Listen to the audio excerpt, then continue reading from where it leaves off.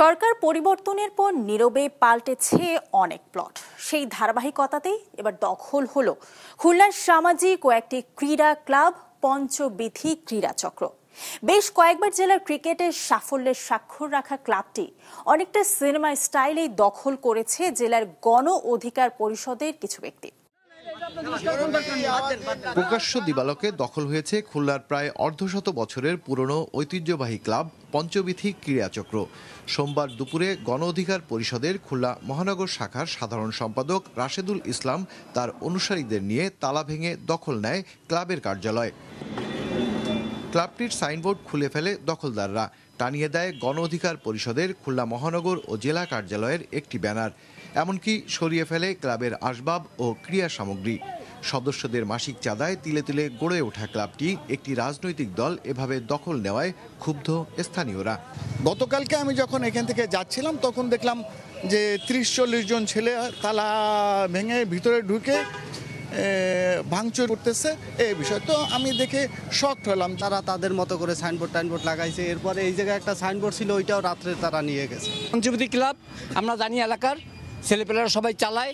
এই ক্লাবটাতে এখানে খেলাধুলা হয়, মাঠে যায়। এই ক্লাবটা আমরা দীর্ঘদিন নিজেরাই ক্রীড়া সংগঠক, নিজেরাই ক্রীড়াবিদ, নিজেরাই সব কিছু মেনটেন করে আমরা দীর্ঘদিন খুলনা জেলা ক্রীড়া সংস্থা বিভাগীয় পর্যায়ে ক্রিকেট, ফুটবল, দাবা অনেক কিছু খেলাধুলার ভিতরে অংশগ্রহণ করে। 2010 সাল থেকে গণপূর্ত অধিদপ্তরের কাছ থেকে বরাদ্দ নেওয়া হয়েছিল ক্লাবটির কার্যালয়।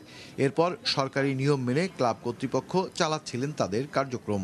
আমরা বিগত 14-15 বছর ধরে গণপূর্ত থেকে এটা আমরা লিজ নিয়ে আমাদের ক্লাবের কার্যক্রম ওখানে পরিচালনা করি।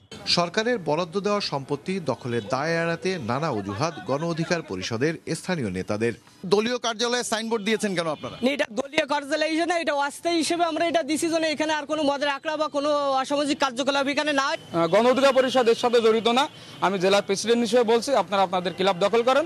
আমিও তাদেরকে বলবো অতি দ্রুত এটাকে অপসারণ করার ব্যবস্থা করানো হবে। যারা করছে তাদেরকে প্রেশার ক্রিয়েট করে। রাজনৈতিক দলের এ ধরনের দখলদারিত্ব সমাজে ও ক্রীড়াঙ্গনে নেতিবাচক প্রভাব ফেলবে শঙ্কা জেলার নাগরিক সংগঠনের প্রতিনিধি ও ক্রীড়া সংগঠকদের।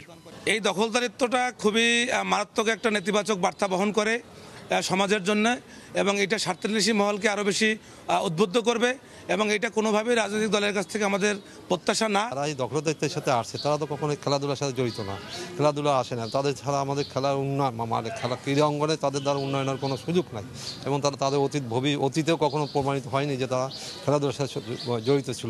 গণ অধিকার পরিষদের পঞ্চবিথী ক্রীড়াচক্র দখলের পর থেকে দখল আতঙ্ক ছড়িয়ে পড়েছে খুলনার ক্রীড়ার অন্যান্য সংগঠনগুলোর মধ্যে।